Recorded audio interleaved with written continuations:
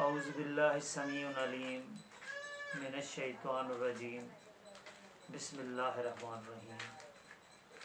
ناظرین، ہم سورہ آل عمران کا ترجمہ کر رہے ہیں اور آیت نمبر 188 پر ہیں، 188 پر۔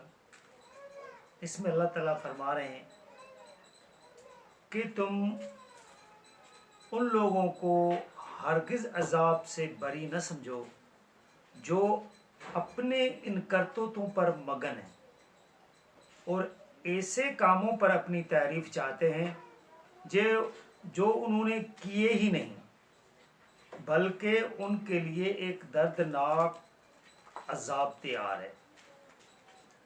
اللہ تعالیٰ فرما رہے ہیں کہ یہ جو لوگ ہیں یہ تعریف والے کام کرتے تو نہیں، لیکن اپنے لیے چاہ رہے ہوتے ہیں کہ ہماری تعریف ہو۔ تو اللہ تعالیٰ فرما رہے ہیں کہ آپ جو کام کر رہے ہو وہ ایسے کام کر رہے ہو جو تعریف کے قابل ہی نہیں ہوتے ہیں، یعنی آپ بغن تو اس میں ہوتے ہو تو کسی کی جو ہے نا وہ برائیاں کرتے پھرتے ہو، کسی کے ہو جائے نیکی تو آپ لوگ کرتے نہیں ہو، اور لیکن یہ آپ چاہتے یہی کو کہ یہ ان کی تعریف ہو کاموں کی۔ تو اللہ تعالیٰ فرما رہے ہیں کہ ان کی تعریف نہیں ہوگی بلکہ ان کو آخرت میں دردناک عذاب ملے گا۔ آگے اللہ تعالیٰ فرما رہے ہیں زمین اور آسمانوں کی بادشاہی اللہ ہی کے لیے ہے اور اللہ ہر چیز پر قدرت رکھتا ہے۔ یعنی اللہ تعالیٰ کہہ رہے ہیں کہ زمین و آسمان کی بادشاہی جو ہے وہ میری ہے اور جس طرح میں چاہوں اس طرح کر سکتا ہوں، ہر چیز پر قدرت رکھتا ہوں۔ آگے اللہ تعالیٰ فرما رہے ہیں حقیقت یہ ہے کہ زمین اور آسمانوں کے بنانے میں اور دن اور رات کی باری باری آنے میں ان لوگوں کے لیے بہت سی نشانیاں ہیں جو بصیرت رکھنے والے ہوں۔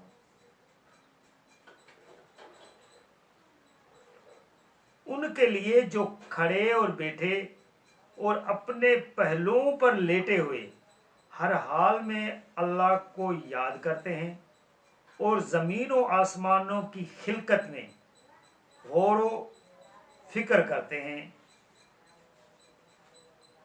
یعنی اللہ تعالیٰ فرما رہے ہیں کہ یہ زمین و آسمان جو میں نے بنائے ہیں، ان کے بنانے میں، دن اور رات کے ہیر پھیر میں لوگوں کے لیے میں نے نشانیاں رکھی ہیں، دلیلیں رکھی ہیں، اور جو بصیرت رکھتے ہیں، جن کے پاس عقل ہوتی ہے، سمجھ ہوتی ہے، وہ اٹھتے بیٹھتے اللہ تعالیٰ کی خلقت کو سوچ رہے ہوتے ہیں کہ یہ جو خلقت کی ہے اللہ تعالیٰ نے تو یہ اس طرح بے مقصد نہیں بنائی ہے۔ اس وجہ سے تو حضرت ابراہیم علیہ السلام نے جب اسٹارٹنگ کی تھی سوچنے کی تو اس میں اللہ تعالیٰ کو یہی بتا رہے ہیں کہ اس نے کہا تھا کہ یہ جو ستارے ہیں یہ بڑے ہیں، پھر چاند کو دیکھا، کہہ رہے چاند بڑا ہے۔ مثلا یہ قدرت کی نشانیوں کو سوچ دیکھ کے اس نے بھی یہ کوسچن اٹھائے تھے، حالانکہ حضرت ابراہیم علیہ السلام کے پاس کتاب تو تھی نہیں۔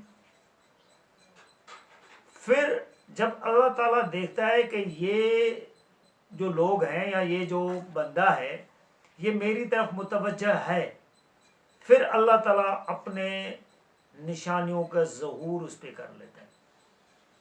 یہ نہیں کہ اللہ تعالیٰ خود بذات ظاہر ہو جاتا ہے، نہیں، پھر کسی نہ کسی طریقے سے اللہ تعالیٰ اس پر اپنی نشانیوں کا ظہور کرتا ہے، اور اس نشانیوں کو دیکھ کے، دلیلوں کو دیکھ کے وہ جو لوگ ہوتے ہیں یا جو وہ بندہ ہوتا ہے وہ اس بات کو سمجھ لیتا ہے کہ یہ اللہ ہی کی طرف سے۔ تو لہٰذا جس طرح اصحاب کہف میں لوگوں پر اللہ تعالیٰ نے جو وہ مطلع کیا تھا، ان کو سلا کے رکھا تھا، اسی طرح انبیاء پر جو اللہ تعالیٰ اپنی وحیاں بھیجتا ہے، یہ سارا طریقہ کار اسی طرح سے ہوتا ہے۔ ان لوگوں کو اللہ تعالیٰ اپنی طرف متوجہ دیکھتا ہے اور متوجہ ہونے کے بعد ان کو راہ راست پہ لے آتا ہے۔ تو آگے اللہ تعالیٰ فرما رہے ہیں کہ ان کی دعا پھر یہ ہوتی ہے کہ پروردگار تو نے یہ بے مقصد نہیں بنایا. یعنی جب یہ دنیا پہ غور و فکر کرتے ہیں پھر یہ کہتے ہیں کہ پروردگار یہ تو نے بے مقصد نہیں بنایا ہے. جس طرح یہ لوگ سمجھ رہے ہیں کہ بس یہاں ایک آتا ہے دوسرا جاتا ہے، بس کھاؤ پیو عیاشی کرو اور جاؤ. ایسے نہیں ہے. وہ سوچتے ہیں، کہتے ہیں کہ اللہ تعالیٰ آپ نے یہ جو چیز بنائی ہے، یہ دنیا بنائی ہے، یہ کاروبار بنایا ہے، جو یہ دنیا کا جو ہے وہ جو ویوہار بنایا ہوا ہے، یہ بے مقصد نہیں بنایا ہے. تو اس سے پاک ہے کہ مقصد کے بغیر کوئی کام کرے. یہ اللہ تعالیٰ اس سے پاک ہے کہ بغیر مقصد کے کوئی چیز بنا کے چھوڑ دے. ہر چیز کی ایک وجہ ہوتی ہے، اس وجہ پہ اللہ تعالیٰ بناتا ہے. اس وجہ سے کوئی بھی چیز ہو، چاہے مچھر ہو، مکھی ہو، کوئی جڑی بوٹی ہو، کوئی بھی چیز جو اللہ تعالیٰ نے پیدا کی ہے وہ بغیر مقصد کی نہیں بنائی. جو سمجھ رہے ہوتے ہیں نا کہ یہ بغیر مقصد کی یہ چیز ہے، کوئی بھی چیز اللہ تعالیٰ نے یہاں بغیر مقصد کے کوئی چیز نہیں رکھی ہے. سو ہم کو دوزخ کے عذاب سے بچا لے. پروردگار تو نے جسے دوزخ میں ڈالا اسے در حقیقت بڑی رسوائی میں ڈال دی. جس طرح لوگ کہہ رہے ہیں نا کہ بس دوزخ میں ڈالنا ہے تو کوئی نہیں، بس پھیرا لگا کے آ جانا ہے، یا کچھ نہیں ہے، بس کچھ عذاب ہے سہ لیں گے. یعنی دوزخ کو اس طرح ہلکا لے لینا اللہ تعالیٰ یہ نہیں کہہ رہے ہیں. اللہ تعالیٰ کہہ رہے ہیں کہ آپ لوگوں کی تو یہ دعا ہونی چاہیے کہ جس کو دوزخ میں ڈالا ہے نا اس کو آپ نے بڑی رسوائی میں ڈال دیا. اس کو وہاں کوئی سکھ چین نہیں ملے گا. یہاں بندے کو تھوڑی سی بیماری لگ جاتی ہے تو بندے کا جو ہے نا سکھ چین اڑ جاتا ہے. وہاں تو ہر وقت اسی طرح رہنا ہے اس نے. اور وہ بیماری جو ختم بھی نہیں ہونے والی ہے، یہاں تو پھر بھی ہے کہ یہ بیماری ٹل جائے گی، ایک امید ہوتی ہے. وہاں تو امید بھی نہیں ہے کہ یہ بیماری ٹل جائے گی. اور ظالموں کا وہاں کوئی مددگار نہیں ہوگا. اللہ تعالیٰ فرما رہے ہیں جو ظلم شرک کفر میں مبتلا ہیں ان کا وہاں کوئی مددگار نہیں ہوگا. جو یہاں لوگ سمجھ رہے ہیں کہ یہ بھی مدد کرے گا وہ مدد کرے گا، یہ یہاں سمجھ رہے ہیں نا، سمجھنے دو. لیکن اللہ تعالیٰ جب قرآن میں ارشاد فرما چکے ہیں کہ وہاں کوئی مددگار نہیں ہوگا تو مددگار نہیں ہوگا.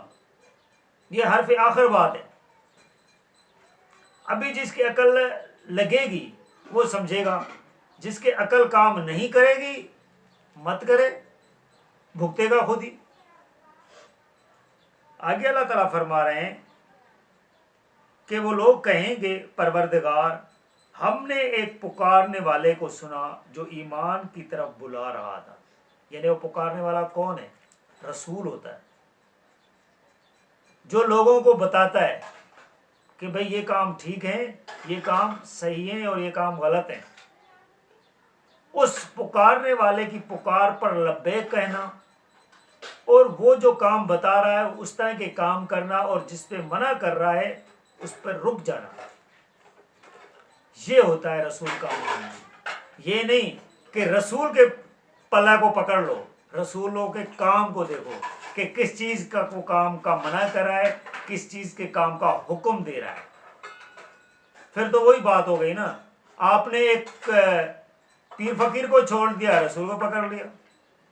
یہ نہیں، وہ ایک پکارنے والے کو سنا جو ہمیں ایمان کی طرف بلا رہا تھا. وہ باتیں وہ بتا رہا تھا جو ایمان والی تھی. کیا کہہ رہا تھا؟ کہہ رہا تھا کہ لوگوں اپنے پروردگار کا کہا مانو. تو ہم نے کہا مان لیا. یعنی وہ رسول جو ہے وہ پروردگار کی طرف بلا رہا تھا. رسول اپنی طرف نہیں بلاتا. رسول کی تو یہ شان ہی نہیں ہے کہ وہ آپ کو اپنے پیچھے لگائے. اسی وجہ سے تو لوگ حضور صلی اللہ علیہ وسلم ٹائم کے منافق تھے.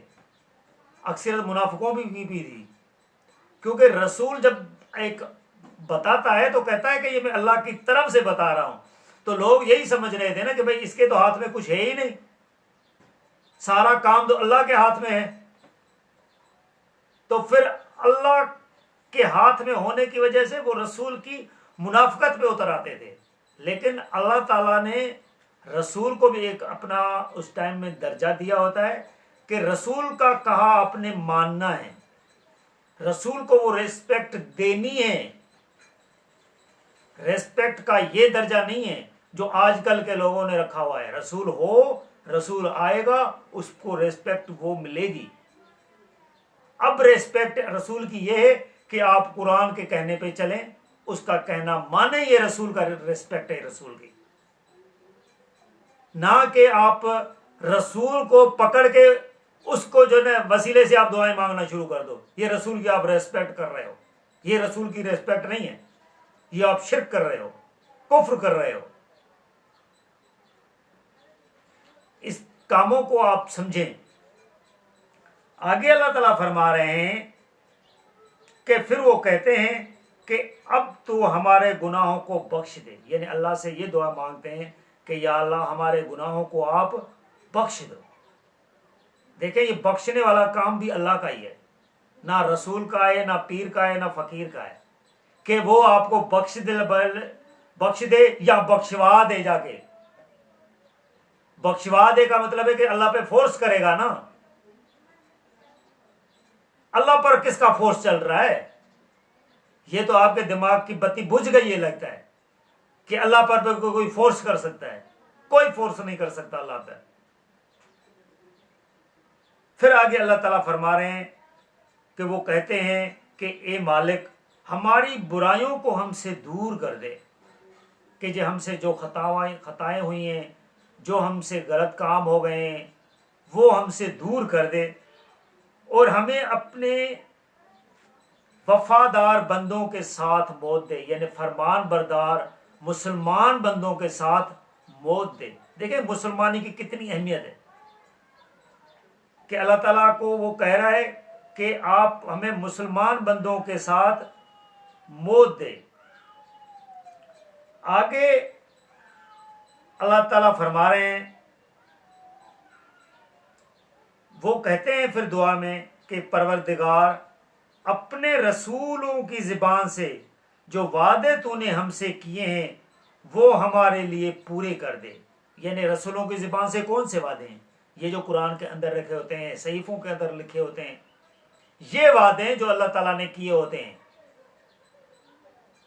اور وہ وعدوں کے لیے اللہ تعالیٰ ان کے خلاف نہیں جائے گا.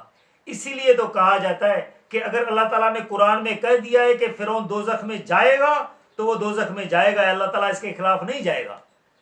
جو سمجھ رہا ہے نا کہ وہ اس کے خلاف جائے گا، اس کا مطلب ہے آپ اللہ تعالیٰ پر تہمت لگا رہے ہیں. تو اللہ تعالیٰ ہمیں تو بتا رہے ہیں کہ فرعون دوزخ میں جائے گا، قیامت کے دن اس کو چھوڑ کے نا جنت میں بھیج دے گا. اس کا مطلب ہے کہ اللہ تعالیٰ نے اپنے کہے ہوئے الفاظ کو وہ وقت نہیں دی ہے. آپ اللہ تعالیٰ پہ اتنی بڑی تہمت لگا رہے ہیں. یہ مسلمان ہیں آپ لوگ کہ آپ کے سوچ میں یہ بات بیٹھ گئی ہے کہ اللہ تعالیٰ قیامت میں جس کو مرضی جدھر بھیج دے. جب اللہ تعالیٰ نے ایک بات کہہ دی کہ یہی ہوگا تو پھر وہی ہوگا. اللہ تعالیٰ پہ شک کرنے کی کوئی گنجائش نہیں ہے. اور جو شک کر رہا ہے وہ کافر ہے، مشرک ہے. جو شک کرے گا اللہ تعالیٰ پہ شک کر رہا ہے، اپنے خالق پر جو شک کر رہا ہے تو اس پہ باقی کس پہ ایمان رکھے گا؟ وہ اللہ تعالیٰ کی بات پر اس کو اعتبار نہیں ہے. تو ایسے بندے کو تو جیتے جی مر جانا چاہیے. وہ خود کو کیسے مسلمان سمجھ رہا ہے؟ تو لہٰذا جب بات کریں اور اللہ کے بارے میں بات کریں تو 1000 مرتبہ سوچ کے بات کریں کہ میں کس ہستی کے بارے میں بات کر رہا ہوں اور کیسی بات کر رہا ہوں. یہ اس کے شایان شان بھی ہے جو میں بات کر رہا ہوں. پھر آگے اللہ تعالیٰ فرما رہے ہیں کہ وہ لوگ کہتے ہیں اور قیامت کے دن ہمیں رسوا نہ کر. یعنی جس کو دوزخ میں ڈال دیا، جس کو اللہ تعالیٰ نے دوزخ کا پروانہ پکڑا دیا، اس کو رسوائی کا پروانہ آ گیا اس کے پاس. تو وہ لوگ کہتے ہیں کہ یا اللہ ہمیں قیامت کے دن رسوا نہیں کرنا، بے شک تو اپنے وعدے کے خلاف کرنے والا نہیں ہے. یعنی آپ اپنے وعدے کے خلاف کوئی کام نہیں کرتے. لہٰذا ناظرین ہم اس ویڈیو کو ادھر کنکلوڈ کر رہے ہیں، اور آگے اللہ تعالیٰ کیا فرما رہے ہیں وہ ہم آپ کو بتائیں گے 195 کی آیت میں کہ آگے اللہ تعالیٰ کیا فرما رہے ہیں. جزاک اللہ.